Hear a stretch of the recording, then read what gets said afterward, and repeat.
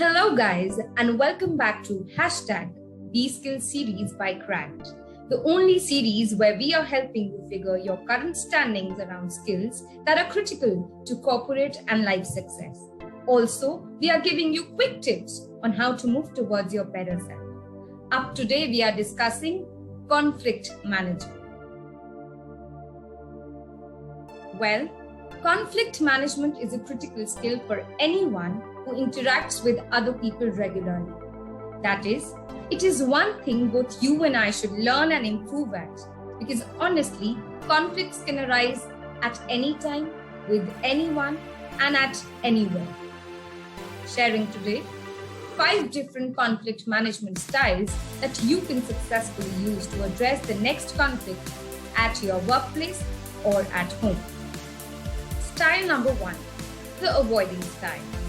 This style involves not paying attention to the conflict and not taking any action to resolve it. Though, it can give both the parties time to potentially readjust their attitudes and perspectives, and the conflict could resolve on its own.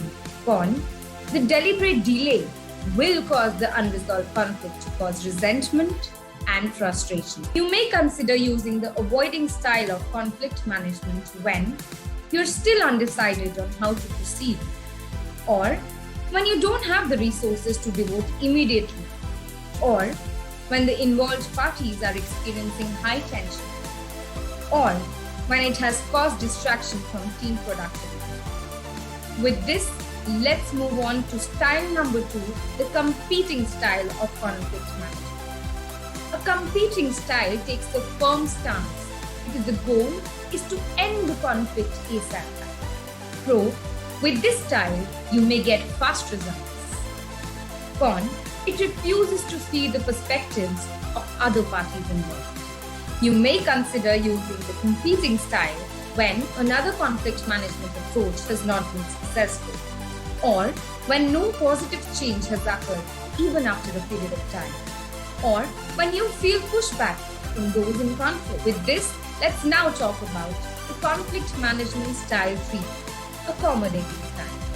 The accommodating style is the opposite of competing style, and it resolves the conflict by allowing the other party to satisfy their concerns while neglecting your own.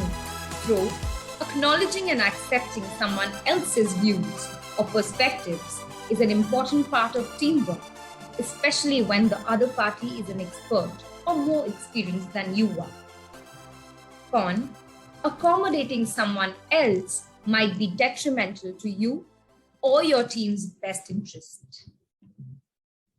Now, you may consider using the accommodating style of conflict management when you can't come to a resolution, or when your peer is more concerned with the conflict than you are, or when you're mistaken or your peer is just more experienced, or when the productivity has been negatively affected by the conflict. Up next is the conflict management style 4, compromising style, aka the lose-lose method. This style involves attempting to resolve a conflict by identifying a solution that is partially satisfactory to both the parties, but completely satisfactory to neither. Pro, ideally, after compromising on one or more minimal issues, both of the conflicting parties would then agree on the larger issue. Con, this can foster short-term productivity, but it rarely completely solves the underlying problems. Now, you may consider using the compromising style of conflict management when you need an immediate solution that may be temporary, or when neither of the parties involved are willing to compromise anything, or when there is no solution and you've actually identified that no solution that can make both the parties happy, or when you just want to promote team collaboration. And finally, let's now talk about the win-win results, the conflict resolution style 5, the collaborating style. A style that involves cooperating with the other party to understand their concerns and expressing your own concerns in an effort to find a mutually and completely satisfactory solution. If you want to use collaborating style, you will need to listen and communicate with both the parties involved in the conflict. Implementing this style can often be time and labor intensive, but it frequently produces the most satisfying long-term results. Consider using the collaborating style of conflict management when several people will be impacted by the resolution, or when it involves an important relationship, or when the interests of all the parties need to be considered. Well, that was our 5 conflict management styles for you. Remember, it's rare to have specific conflict management style that is generalized to every situation. In fact, humans judge each conflict and situations individually and decide the best way to handle it. And it's important to ask yourself these 3 questions before you jump into that next conflict approach. Question number 1.